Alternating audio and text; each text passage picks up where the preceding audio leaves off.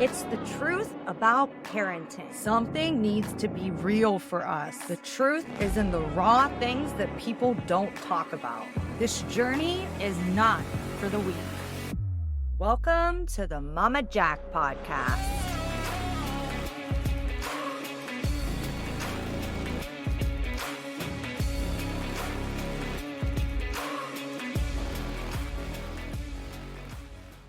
Suzie, how are you today? I am so wonderful, Jack. It's so amazing to be here on the Mama Jack podcast.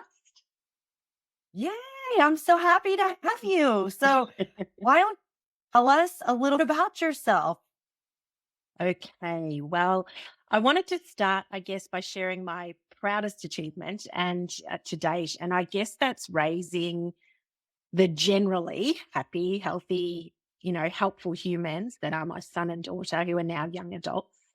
I have a passionate and lion-hearted daughter who was born. She was literally born with fire in her belly.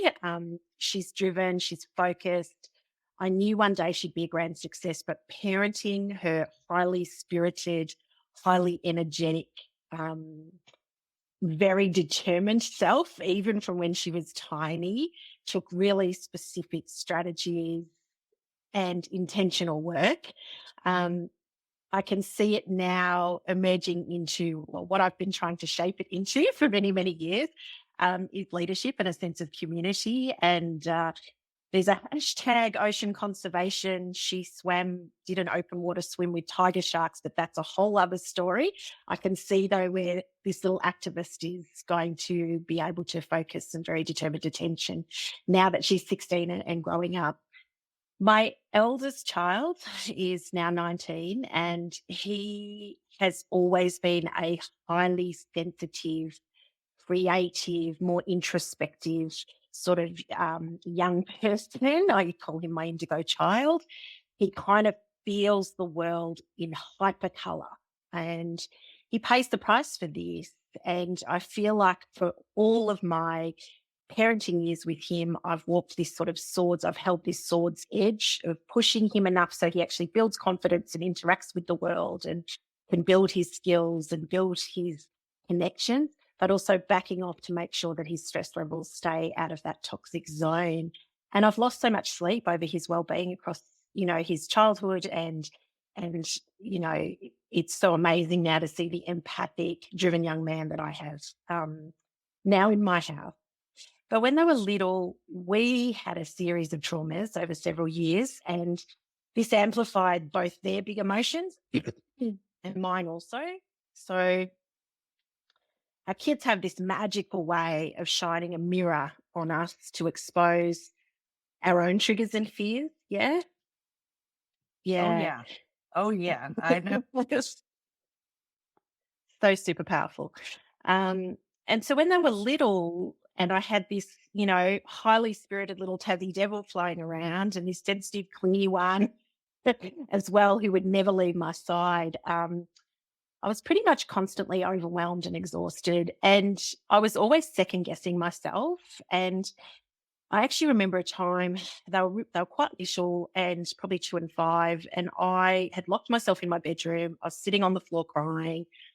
And I was hiding there so that my kids didn't see my distress. I wanted them to think, Mama's got it sorted, but Mama didn't have it sorted. And I think the worst part of it was I was really beating myself up. I was really mean to myself in the words I was using to myself. And in addition to this, I was an occupational therapist that had been working in pediatrics for 15 years. I was a mental health care practitioner running a really busy private practice. It was highly successful. I had a team of OTs and OT assistants that I supervised, and together we served hundreds of families each week. Inside me, I kind of had that imposter sort of syndrome. I was this developmental specialist, but I was feeling so much shame. I was not sure that I was enough as an OT. I was not sure I was enough for the therapist that I was supporting. I was not sure, most importantly, for me anyway, that I was enough as a mama, really. And I had this son clinging to me like Velcro, cried whenever I had to leave him. He was a really tall kid and he was constantly climbing over fences to get home. Like he tried to climb out of his preschool, his kinder, we call it kindergarten, but you call it preschool. He tried to climb out of his preschool a number of times. He would undo his seatbelt buckle, and I would have to stop the car every 100 meters because he just didn't want to leave me. And then I had the me do it sister with her hands on her hips, defiant refusal of anything other than her way of what she wanted. So, I wanted connection for them both. It was actually really impossible for me to create working. I was working, supporting us, the three of us, and, also be able to do this parenting. And, I was feeling a lot of guilt and worry. Like I was actually really worried for the future of my kids as well, worried that my son was never going to be able to do anything on his own and that my daughter one day would be this out of control, angry teenager, having watched the arc of many families over the many years in my work. But that day sitting on the floor and crying, something shifted and I had to make a decision, right? Our life had to change. And I think to that point, I didn't have enough motivation to change it for myself. But when I looked at my kids and that mirror that they were reflecting back to me, it was an opportunity. They motivated me to make this change for myself, right? Even when I couldn't quite do it for myself anyway. So we need to start where we are, yeah? And I was pretty much alone in this mess. So I realized, I really had to pull on my big girl pants and get up there and do something about it. As an OT, my style of work had always been to be strengths based, and so I kind of said, well, if you were an OT and you walked in the clinic, what would you say to you? This is the only way I could kind of do it to myself. And I would say lean into your strengths. And so my strengths were connecting with people and studying knowledge, seeking knowledge. So I asked for help, which was really hard for me. I'm not a person who ever asked for help before this time. And I leaned in also to further study. So I ended up spending quite a lot of time, energy, money, both on training and self-development. I leaned into professional support. I had an amazing life coach who was also a counsellor. And I worked through a lot of those blocks of my own about not feeling good enough. And I grew my confidence in the ability I actually had. I had the ability to parent the children I was given. I just kept doubting myself and pulling back before I could actually do this work for myself. I also invested a lot in incredible research as neuroscience. I did a graduate diploma in psychology and, was surrounded myself by people who knew trauma-informed processes and understood those things. And as I did this, I discovered a whole bunch of strategies that were really, really strong evidence-based, but also were really, really effective, both with my own little wildlings, but also with the families that I was lucky enough to work with professionally. So things like being able to define my goals and values so that it would help me make decisions and lead my family in a more purposeful, less stressful way. A variety of somatic tools, so tools where we use our body to manage the stress and not just all the talking therapy. The talking therapy was really difficult for my children. And so we did a lot of somatic things, playing in play and stand and art and physically moving our bodies to really move through that trauma and calm our energies and be able to move forward from that. Shot a lot of hoops with my son as well, that repetitive movement. And establishing routines and rhythms that suited us and suited what was important for us so that we could actually spend time and energy more in things that were exciting to us, big adventures we wanted to go on, even if that was an adventure to the park versus, but within routines, there was safety. And so that also created a calmer sort of environment for us and less roller coaster for all of us with our emotions. And, through all my study, I also learnt to decode children's behavior really, really well so that I could actually shape the responses I was giving my child. And I have trained a lot of parents in how to do this as well, not just to the behavior that they're presenting with, but what's actually underlying the behavior. Because what that does is it then prevents the crying, the screaming, and it pretty much opens us up for more joy and playful times together. Um, I was still doubting myself a lot, but week by week in my family and also family by family that I was working with, I worked out what was most powerful. I worked out what was possible. And more than that, I worked out what was sustainable because some of the, the concepts that I was taught, they were tricky for families to actually use and for me as well to be consistent in. But I worked out which ones were, and not just for me, but for many families of different sizes and shapes, many families that had different strengths and different resources as well, but almost all with children that had challenging behaviours and big emotions.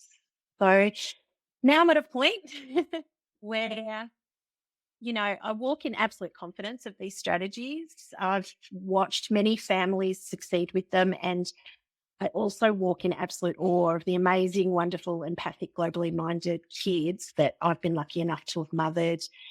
And this knowledge and these strategies, that have bring so much harmony for other families as well. And I've distilled this all down into a stormproof your kids system that I teach in my programs as well. But what I know to be true, most importantly, is that having to parent highly energetic, emotional, spirited, sensitive kiddos, however they present, these kids with big emotions, whether it's, born of some trauma, born of some neurodiversity, or they're just born that way. It's often exhausting and lonely because the parent guidebooks and the advice that you get doesn't fit these kids. And I think that's also what really fed into my not enoughness is that as a parent when my kids were young, is that I had this sense of, well, I've got all this knowledge already. So I already had a knowledge base, but it just didn't seem to apply or work or be consistently working with my kids. And I think also you can feel really frustrated about that idea that you're not getting it right because what you've been told isn't really working. And those strategies with these kids particularly takes time to be effective. So you have to feel confident in yourself that you're doing the right thing and moving in the right direction and be really intentional in it because their big emotions are going to come to the fore in the most embarrassing and unlikely of places, right? Like, yeah. Mhm. So you've had experience with that too, hey, Jack? Yes, Yeah. yes. My son is a super sensitive soul. Yeah. And my daughter, like yours, is like the opposite. She's like, so my son is, yeah, we're working on it with him, but it's like a slippery slope, right? Like, I don't want to take away how sweet he is, but I do want him to, quote, toughen up a little bit. So I'm trying to see what I can do to not make him a mean kid, but to be able to stick up for himself. But he's 4. So it's hard at 4 to teach that stuff, right? It's like, yeah. So I just ended up telling him he was having trouble at school. The boys were too rough. He coming home and he was crying. The boys are too rough. Like, mommy, I don't like them. They're too rough. And I was like, honey, go to wherever feel safe. Like wherever you feel safe. So he goes with the girls. And the one day I actually went to, because they're on the playground right before pickup. And I went to the playground to watch. She was like, I'm going to see what's actually happening with these kids. Because, at 4 years old, you believe like you believe them, but you're like, what's actually happening here? And I watched them and it was the most entertaining thing, first of all, but it was hilarious. Like the boys were rough, but let me tell you, the girls that my son hangs out with are like, John, No, like they really stood up for everything. But my son was definitely just like in the back, kind of giggling. Like he was not the one in the front, like telling these kids to slow down or anything. And I was like, oh my goodness. So now he's like, yeah, my girlfriends, me and my girlfriends, we do this. Me and my girlfriends, we do that. So his good friends at school are three girls. And it's very sweet to me. But And he's learnt yeah. to, because he kind of probably likes them telling the other boys to slow down. So he's learnt to get what he wants without having to do the thing that's tricky for him. And my son was very similar. I remember, he would train people to do the stuff.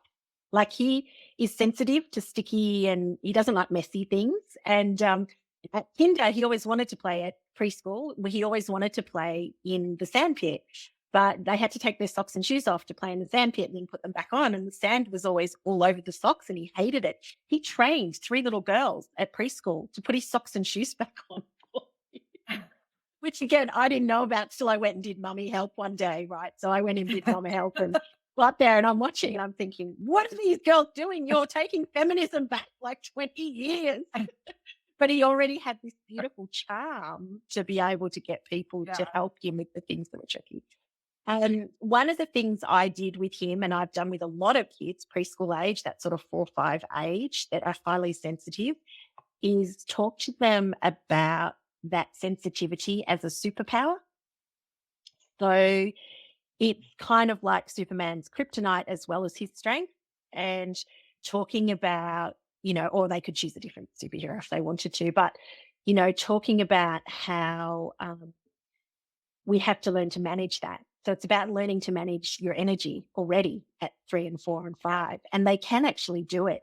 And so, talking to them about being able to approach and then retreat, approach and then retreat. So when you're feeling safe, I love that language, have a go, and you don't always have to feel fully safe to have a go. Sometimes you have to stretch yourself a little bit and do something a little bit scary. Within the bounds, of course. But, Superman doesn't always, he has to be brave at times. But there's other times if he knows the kryptonite's there, he's going to move away because he knows that it's going to cause him grief and it's going to cause him hurt. So, that's a really great way of talking about it without having to do the, hey, you need to toughen up, buddy. Because all that does to a sensitive child is says very clearly, I don't like that part of you. Whereas that's a part of them that's really inherent. They're born like that. I really, truly believe it. The day Kai was born, I would feed him, like he was literally a day old. I would feed him. He'd have slept. He was like all these basic needs. He had me. He was snuggled with me. The other child in the ward would cry and he would bawl his eyes out. He would be crying and I'd be like, I can't settle him. What's going on? I don't know why I can't settle him. He already had empathy. He was that kid. And, I remember walking to school one day and he was maybe grade 2 sort of year. And there was this tiny little preppy, which is a kindergartner in the US. And it was an out of uniform day. So all our kids wear uniforms to school here in Australia. And it was an out of uniform day. It was a sports day. So everybody had their favorite, footballers and basketballers and all that sort of stuff gear on. And this kid was in uniform and Kai's crying. I'm like, he doesn't even know this child, but he's like, that child's going to feel so left out all day. Like this wisdom of an old man in this like little 6, 7-year-old body. Oh, little dude. Yeah. So that's a strategy though, and like, that's Superman's kryptonite, mate. You just got to step back from it a little bit. That's somebody else's feelings, not yours. Yeah. So teaching them slowly over time that that's somebody else's emotions. You don't need to take that on. It's really powerful if you can do it while they're 3, 4, 5, because when they get to 13, 14, 15, let me tell you, the surge in big emotion is massive, like really massive. Because again, same as 2 to 5, 12 to 15, there's synaptic pruning in the brain. So what actually happens is the emotional center of the brain matures, but the thinking part of the brain kind of like is rearranging. So it's like cleaning out your closet or your pantry where you pull everything out. So it makes a big fat mess before you can put it in and organize it for the next level, you know. And in that period, our kids feel emotions much bigger. And it's even bigger for there. So yeah. That's great Something advice. Thank you so much. yeah.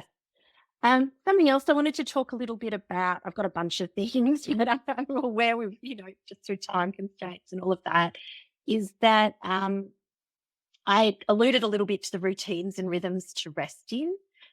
And, Yeah. you know, I'm not, when I had babies, I was not this like routine person. I kind of was like child led. So you want to eat, I'll feed you. You know, you want to play, I'll play. If you're ready for sleep or you look like you're showing me some sleep signs, I'll support you to get to sleep, sort of thing. I wasn't this real sort of regimented person. But I realized by the time the kids were preschoolers and then into primary school, I realized, you know, it was much easier to have routines and rhythms and rituals. And those things actually, the research shows us clearly, it reduces cognitive load for me as mama. And we as Mhm. mum have the highest cognitive load in, like, there's huge amounts of research that support this, where we're not just thinking about all the work factors, we're thinking about the kids, we're probably thinking about the dogs or the cats, we're thinking about a partner, we're thinking about, you know, the birthday that's coming up and I've got to sort something out for my mom or my dad, myself. And, you know, we're literally juggling a gazillion things all at once. And so if we can somehow reduce that cognitive loading, we reduce the monkey mind and we reduce that stress level that we have inside of ourselves. And our kids often follow that through co-regulation as well. So an example that I often give is a routine of, you know, just something even really simple like brushing your kids' teeth morning and night. Have either of your kids ever fought you about brushing their teeth? They don't like their teeth brushed, or have they been okay with that? Yes. Yes. There are good Really? days and there are bad days. So my son doesn't really fight on it. It's just the time because I like him and his sister to do it together. He goes to bed a little later, but then it's already done. Right. So I try to keep their routines like pretty similar. Yeah, And yeah, they're 2 and 4. So, like, she yeah, still naps, but even when she naps, we have, like, quiet time, right? So yeah, he can yeah. just, like, everything gets shut off. He plays either with his Legos or something like that. We try to get him doing stuff with his hands because he does like to watch TV, and even TV time, like, we'll cut it and be like, "Let's build an obstacle course," and get him Mm. running around, right? Because yeah, we're slowly starting to put more routine into place, especially now that my 2-year-old can follow along with it. When she was little and her routine was all over the place, it was very hard for me to implement routine for my son too. And I'm sure that's added to his stress. But yeah, recently we've started to implement a lot of routines. Yeah. And so with my son, you know, he didn't like toothbrushing. He didn't like hairbrushing. He didn't like toothbrushing. But if I did it in a routine, if we did it every morning when we got up and every evening, you know, straight after breakfast, we did it. And every evening, the last thing we did before we went to bed and read books was the teeth. And if we did it in the routine every single morning and night, we were fine. But I'd miss one time and I would have to fight with him for a week of morning, night, morning, night, morning, night before he'd settle back into the routine. And even within that routine, I had to actually have a mini routine. So I had a mini routine where I would actually sing to him. I would count down and then I would sing to him. And the second I'd finish singing, the toothbrush came out. So I'd count down, the toothbrush would go in. This is the way we brush our teeth, brush our teeth, brush our teeth. And then when I got to the end of the song, the toothbrush would come straight out. And he was then able to feel safe enough. And if we deviated from that, like if my ex-husband had tried to do and he didn't quite get it right, that's not how mum does it, you know. He would have just melted down. He refused. I was the only person who could brush his teeth. So it was very exciting when I taught him to do so. He could tolerate that much better. Yeah. So routines allow us to rest and also often feel safe and secure. It's a bit like when you have that long summer holiday And us as mums are just going, go back to school, go back to kinder, go back to preschool, because it means we can go back to a routine and we're not constantly having to think, somebody needs to eat now. Like, I don't know about you, but in COVID, people seem to eat constantly. Like, I seem to be preparing food in my house like 24/7. Whereas, when they go off to school, it's much more, everybody gets stuff ready in the morning and then I don't have to deal with anything until a meal until dinner time. Yeah. I mean, I have Yeah. a 4-year-old, 2-year-old, so snacks are just running through the air all the Constant. time. Yeah. Yeah. So, and I remember that too. But even that, when we're in a routine, we often would pack stuff up and then we'd have it for the day, and they'd actually have their little boxes that they were going through during the day as well. And that's what I sort of set up, because I was trying to work at the same time. And yeah, it was all those sort of rhythms as well. Another routine that I established was one called We Have a Problem. And so this is my number one fight stopping strategy. And I started implementing this when my kids were 2 and 5. 2's probably a bit young for this strategy. It probably works better with sort of preschool age and up. So sort of 3 to 10, it's ideal for. But adapt the language, break it down a bit more, and you can actually do it with a younger child, especially if they've got a bit of that crystal child in them anyway. They're going to come with you because they're going to want to be part of it, and they're going to drive, and they're going to do all of that. So my daughter was able to participate in this very actively because she wanted her say in the world, even at that age. So it's a really amazing strategy. And what it does is it actually stops everything and slows it down. And it helps to build what I call, as a therapist, I call executive functioning skills. I don't know if you've heard that term before. So our executive functioning is all the abilities that kind of our frontal lobe take care of for us to be able to come up with, great new ideas, regulate ourselves during interactions, solve problems that come up, use our imagination and creativity to come up with new plans and ways to solve those problems. Being able to sequence what we need to get from here to there. So if I plan that I'm going to be able to do that, how I get there all happens with our executive functioning. And so executive functioning skills are really predictive of happiness and well-being as we age, as we go through our teens and then into young adulthood and actually into adulthood and success. They're really big markers of success from a young age. So building these skills in our kids from a little age is really, really important for their social participation, as well as for their learning, as well as for their future mental health and well-being, probably more than anything.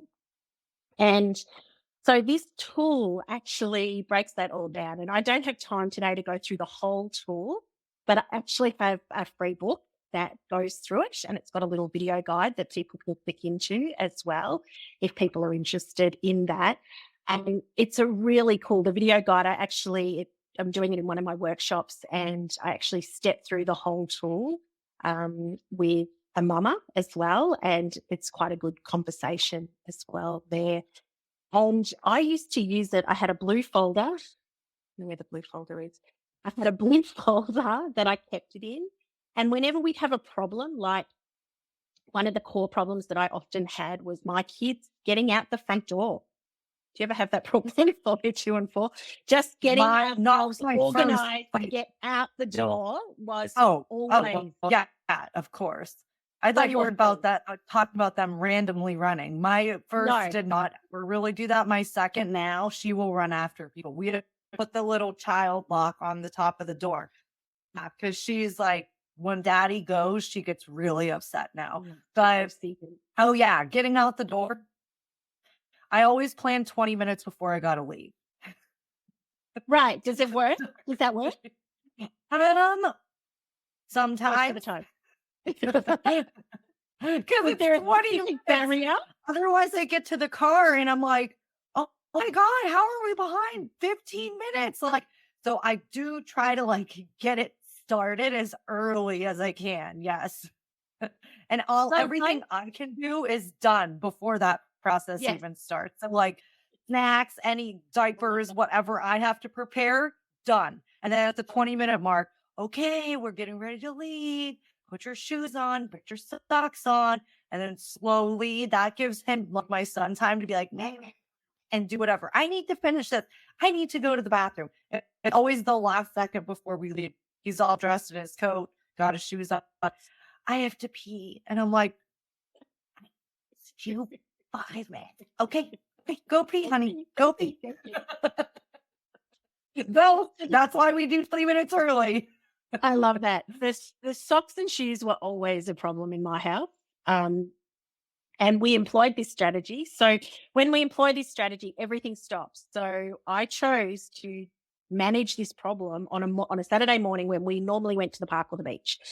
And so the kids are highly motivated to go, but this socks and shoes issue, like, I don't know where my shoes are. Like, they were just there, mate. You've actually gone and hidden them, like, because you don't want to put them on. Like, I don't Yes, understand right. what's going on.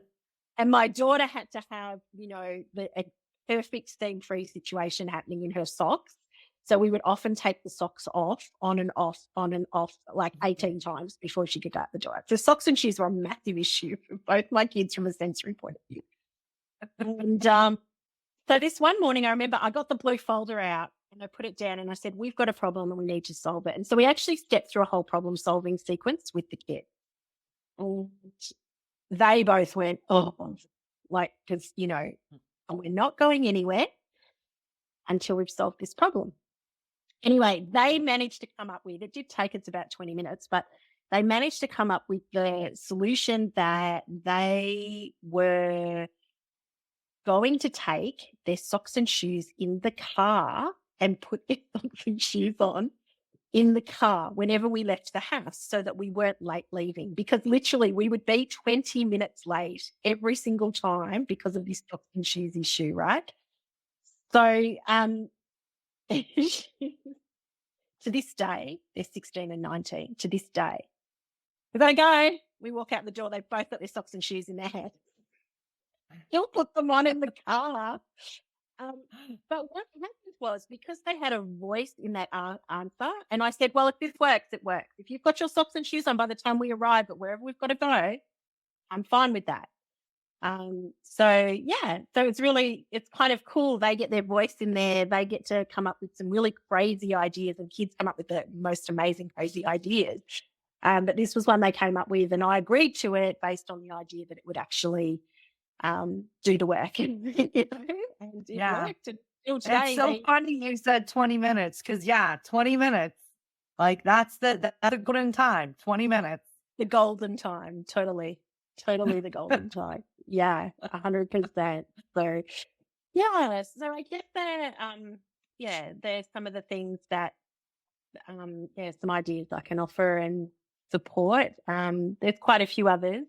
Not sure if you want to chat about one more or if you're good to of course. yeah, okay.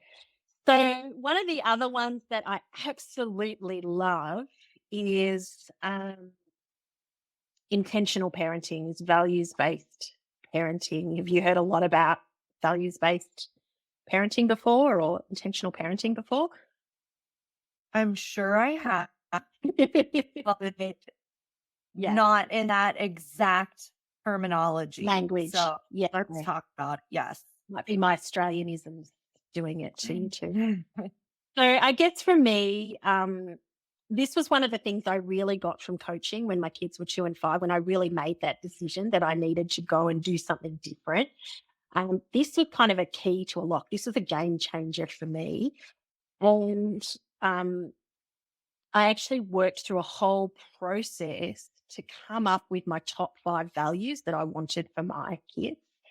And I have now refined that process, and I work with families to go through that for themselves as well, because everyone's going to be different, right? Like if you and I sat down, we might have some overlap, but we might have some differences as well. And that's okay, because, the world needs lots of people that are doing different things, right? So I guess one of the best first activities to do in building this, I'll come to that in a sec. I'll tell you this little story about my daughter first. So one of my values, so I ended up with 3. Um, I changed them a little bit in the beginning because I realized, so I actually had connection, kindness, and compassion, but I realized it didn't work because there was no edge to it. It was all soft and squishy. Um, so I Mhm. switched out compassion for bravery. So I started reading Brené Brown stuff and I added bravery into gifts. I read Gifts of Imperfection and I added bravery in. And so connection, kindness and bravery have been the 3 core values that I have parented from since they were 2 and 5, 15 and 19. And so one of the things that I found with my daughter, and she still does it, is that she would wait until it was bedtime and it was quiet. And we'd done all the books, we'd done all the routine, the bedtime routine. And she would then start her list of grievances for the day. This happened, somebody knocked this block tower over, somebody took somebody else's snack, it wasn't always grievances against her. It was things that she'd observed where people had done the wrong thing, if you like.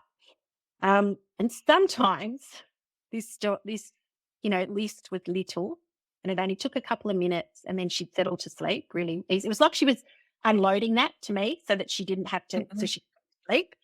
But other times, oh, Jack, it went on and on and on and on and on. Thing. Oh, no. Both of you. I'm a working mum. I see kids in my therapy clinic like all day while my kids are at school in kindy and preschool and childcare. And then I grab my kids and then we do all this stuff together and then I get them to bed and then I do all my paperwork from like 9 p.m. to 12 p.m. So I am knackered. I'm literally sleeping from midnight till 5 a.m. each night and I am running from 5 a.m. midnight. So then she's like, oh, and then they took my toy that I really wanted and I felt so sad. And I'm just like, right? That's where I started. Yeah. But she would then amp up and then the firecracker, lion-hearted kid would be screaming at me and then getting her to sleep would take even longer. Yeah. So I kind of worked out I needed to take a step back and work out a strategy. I needed to, do the we have a problem strategy for myself in this parenting moment. And I went, well, I want to basically demonstrate to her this value of connection that I have as, this is my values-based parenting. I need to land back there. And to be connected, I need to see her and hear her and feel her where she's at when she does it, right? And so what I did is I kind of wound bedtime back a little bit so that, again, like you do with the leaving the house, the 20 minutes, like let's just give myself another buffer of 20 minutes. And then if she goes on a bit longer, then it's not eating away so much time. And I can still clean the kitchen and do all of those sorts of things and then get to my work. So, and so I did that. And she continued to do that. She's continued to do that her entire life. It lessened off as she got older. They get to about 9 or 10 and they start doing it less. And, but she kind of just knew that was the quiet time where she could get me one-on-one and tell me the things that were worrying her. And let me tell you that stopping and listening to the block tower got knocked over and the toy that I wanted got taken away or somebody spilt their juice at lunchtime when she was little means that now she's 16, when crap happens with her mate or with her or something's happened, she comes to me. She comes towards me. She doesn't move away from me. And so I'm really grateful for having had that value of connection when she was little so I could teach her that you're seen, you're heard. I feel your feelings. I can hold space for you while you feel them. I don't need to fix them, but I can hold space for you. That's pretty crappy. From a really little age, because now when it actually really is quite big, I can hold that space again. Hard for me not to fix it. Like I have to go. I know, right? all of the time. Like, even when my son was saying he was pushed by like another kid, I was like, who? Who? And then I'm like, Jackie, they're 4. Calm down. Again, They're it's still good to teach them what to do about that, right? But just not in the moment. We've got to hold that space for them in the moment, let them feel the feelings, because, what we resist persists. So we've got to let them feel the feelings so they can let go of it. And we can, teach them those other things later, have another conversation with them at another time, and we're out walking or we're out playing or whatever. Say, hey, when that happened, what else could you have done? Or those sorts of things, but not in the moment. So, yeah. So I guess the starting the kids, or kids. My daughter doesn't say much yet. She's actually delayed in speech. So like even for 2, she's not talking as much. But after with my son, I'm constantly, how was your day? You seem tired. What happened? And I'm trying to have them like, because I believe that, and this is always how I've been, driving away from either work or school, that was my decompression time. And when you go into the house, you want fresh new energy, right? So like, it's always a safe space to talk about anything in the house. But let's try to get, if anything negative happened, like let's talk about it before we even get home. So when we do get home, we can be happy and have a good time, or we can talk about it more if you need to. But it's kind of setting the stage that, I'm sure as he gets older, if I start to work, like I'm going to be getting a phone call after school. Mom, what happened at school today? Like totally like setting that stage. But it will come up sometimes at night, but he's more of a like right away after school. I could see it on his face if he's sad, happy. Even his teacher, because he'll tell his teacher, he knows like, I'm sad, I'm angry, I'm mad. This person said that. He's very good at sharing emotions. And even with his little sister, and his little sister doesn't know yet, but I think he's making her hard. Because he's her mother, and she's just like, she's a brute, I have to say. For 2 years old, she puts up with that 4-year-old. She puts him in his place sometimes. But yeah, so that's what I kind of try to do for us. I want to try to make that like a thing, like let's decompress before we go home. Yeah. Just like Addie, I like love it. if you had a stressful day, like call me and compress first. So when you come in, he's gone so much. If the kids are up, I want them to see stress Addie. I want him to have the space for them, like get it all out as much as you can. And then at least rise your energy again. Yes. To show up. And then if you still need to talk about it, when the kids go to bed, we can talk about it. I don't want to hide that stuff from them, but at the same time, they're so little right now that they don't understand, like, they just feel that. I know they feel the energy. Like, it's like a domino effect in my house. It's like, I'm upset. This kid's upset. That kid's upset.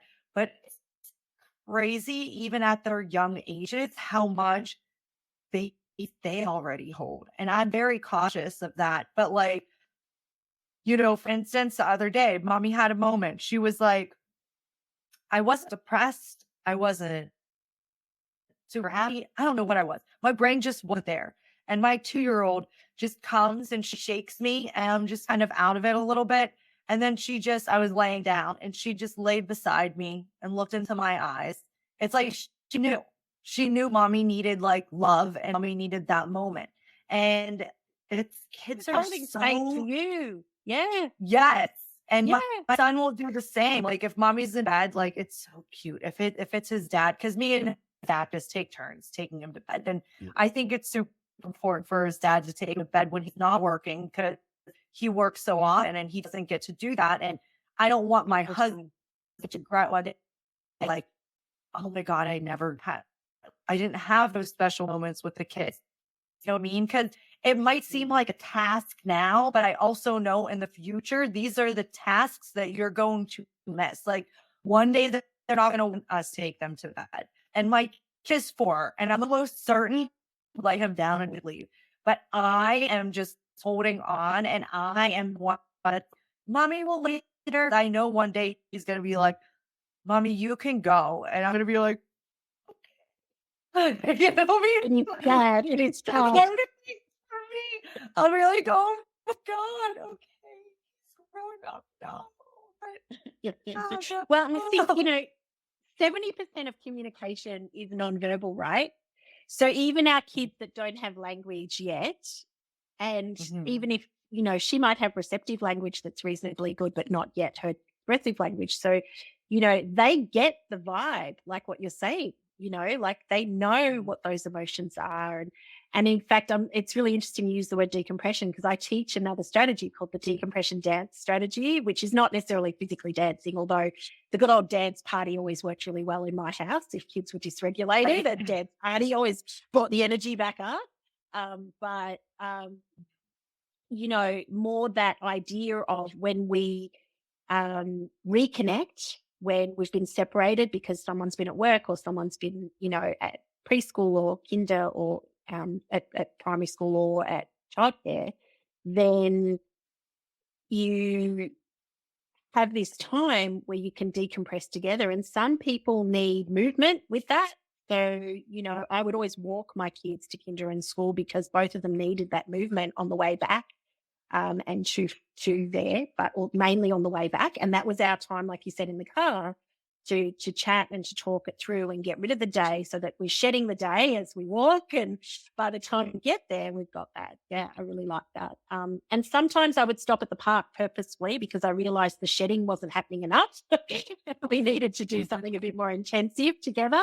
And we'd go and play for a little while together before we would then head home. And creating that time for that decompression and doing it in an intentional, mindful manner, like you're doing, Jack, it's so powerful. It's such an enormous strategy that often gets overlooked, and we think that kids can just transition from one setting to another really easily, and ourselves as well. And what you're highlighting there is that power of that co-regulation of being able to know our kids will follow the energy that we're bringing. So if we're frustrated or we're stressed, they'll probably cling to us more. If we're, feeling happy and relaxed, they're going to manage to probably imitate that vibe as well. So maybe that's why the dance party was always such a good strategy in my house. So I either added salt and sand, took them to the beach, or did a dance party because I think they're my happy place. Yeah, of course. Right? No, I totally agree. We have dance parties. The kids ask for them sometimes. It's super cute. And my sister-in-law bought us a karaoke machine for Christmas. And at first, we were like, oh God, 'cause the kids were in that karaoke. You could imagine what it sounded like. But it is the cutest freaking thing now. And me and my husband ended up taking it over for a long time. So there's some karaokeing happening here as well with all of that. Like sing it out. Get it out of I always say your throat chakra, right? I'm a spiritual person, chakras, everything like that. Clear that throat chakra. You sing it out, dude. Like whatever you have to do. I was gonna say something. Oh, That's yeah, such a so powerful somatic tool, by the way, singing. Like it's such a powerful somatic tool because that breath activates that parasympathetic nervous system, that calming nervous system really better than anything. It's the most powerful thing we've got. So when you teach your kids to sing and do it as loud as they can, you're actually teaching them to do those really big breaths. It's brilliant. yeah, and I taught my kids breathing techniques. My daughter doesn't need it yet so much, but my son had really bad tantrums when he was 2 and 3. Like really bad, like hour and a half long. My therapist told me, I love her so much. With little kids, you sniff the roses and blow out the candles. So like I would always teach them like, Yeah, and even when he wasn't upset. So when he was upset and he heard that, it wasn't an absolute no. that's And right. but it's Yeah. interesting, like my son, he will do intuitive things without any like it's literally just out of nowhere it started. And meaning like he wants to hug trees. We live in an apartment complex. There's like 5 trees in our area. I have to name them and he'll go hug every single one. If he's upset, he needs to hug the tree. The other day we're coming home from therapy. He was overwhelmed. It was raining. He's like, I just want to dance in the rain, Mama. Please, can I just Oh, dance in the rain? And I was like, can we do it when we get home? Maybe he's like, no, no, I can't wait. We need to do it now, mom. So I just stopped the car in the Starbucks parking lot and I was like, hi, bro. And he got out and he stomped a little bit and he's like, okay, I feel better now, mom. I feel better. And I'm You like, need to just physically stomp it out, the emotions yeah. And out. Yeah. it's Mm, kind of incredible the things that he just does on his I own. I'm know. like, that's why I say these kids, like, they come out super intuitive. And if you keep feeding that intuition and teaching them the emotions and everything like that, it's like, I'm excited to see what they're going to be like in the future because Mhm. growing, I wasn't as emotionally aware, you know, No. a lot of, Yeah. I mean, I don't know about your parents, but a lot of parents, they were brush it under the rug type of people or Mm, we mm. kids and didn't have a lot of communication with our parents other than eating dinner and on the weekends sometimes that we didn't have anything else we were doing. So it is, I love everything that you're sharing and we absolutely have to get you back on to share more because it was beautiful. Thank you so much. You have a website. Do you teach this stuff online too? Do you have a Yeah, so certain I teach this online. I have a program. It's called the Wonderful Parent Academy, as well, and I also do some individual coaching, very limited individual coaching because my time's pretty full. But if people jump on the Bitly that I sent you with the Stop the Fighting Now book, that will add them to my mailing list as well if they're wanting to do that, and then they'll hear about what's coming up and when I open the doors to my academy again. Um, so amazing? yeah, yeah, it's really cool. Yeah. And can I just reflect on one more thing, Jack, before we finish up, is that Yeah, when for you were sure. telling that story, I want you to give yourself credit for what you actually did, because for a lot of parents, and for me, before I sort of did a lot of this work, I I had the list of 4 million things that I needed to do in my head as I'm driving home. And I would just have ignored it and let this child scream a little bit, but really after I've done this work and I love that you as a mum who's younger than me now, right? Like, they're just sort of that next step back, like that's going to be the way the next lot of kids are parented. And that when a child says, hey, I need to dance in the rain, Mama's going to go, okay, let's just spend 5 minutes doing that and I'll wrap you up in a towel or I'll just wrap you up in something and we'll wash it later. Just pop you back into the car seat and we'll be fine. Because that's what's so powerful. And that's why he's talking about his emotions and why he's talking about what he needs and the strategies that he can see. Because if he's shut down all the time, he won't talk about it, you know? So you're actually building that emotional intelligence and that emotional vocabulary by doing that. So congratulations to yourself. Like, pat yourself on the back for that intentional action that you made as well, because I don't think that's always easy when we're juggling 87,000 things. Yeah. Right. Thank you Yeah. so much. That means a Yeah. lot because I didn't Yeah. know if it was me doing the right thing or giving in to him. So I'm happy you said that because we're Hey, going to thanks. dance in the rain. And I was like, no, it's stopping. It's kind of only sprinkling now. If we get home and it's not raining anymore, this is going to be a whole other thing. So I was like, just stop the car after we went through this much drive through. And I was like, okay, let's go dance. I I love come it. out, I absolutely love it. unbuckle everything. So Yeah. okay, Yeah. It makes me think of fitness Peppa teacher Pig. was You have like, Peppa Pig? You have Peppa Pig in America? Peppa Pig, yep, the show? Yeah. So it's like Peppa Pig, stomping in those muddy puddles and falling over at the end. Like it's what we all do as a family. So we can be in the world and regulate our emotions the way that works for us. So yeah, love yep. it. So beautiful about the outdoors that it's emotion for sure. Yeah. For Yeah. sure. I believe I feel it myself. So why should they probably feel it way more than you do, actually. So Yeah. Yeah. thank you so much for this. So I'll share every link that you gave me in the show notes. So everybody look in the show notes for all the special links for Susie. And I'd love to have you back again. And thank you so much for this time. You're very, very welcome. Thanks for having me. Welcome to the end of another episode of the Mama Jack Real Raw Parenting Podcast. I hope you enjoyed today's episode. Remember, parenting is a journey filled with ups and downs, and it's okay to make mistakes along the way. The Mama Jack Podcast is here to provide you with support, guidance, and real-life stories from fellow parents who are navigating the challenges of raising children. If you have any questions, topics you'd like me to cover, or stories you'd like to share, please reach out to me. I love hearing from my listeners and incorporating your experiences into future episodes.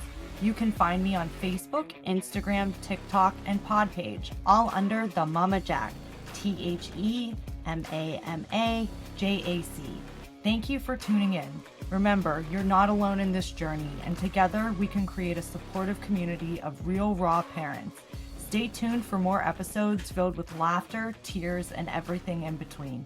Until next time, keep being the amazing parent that you are.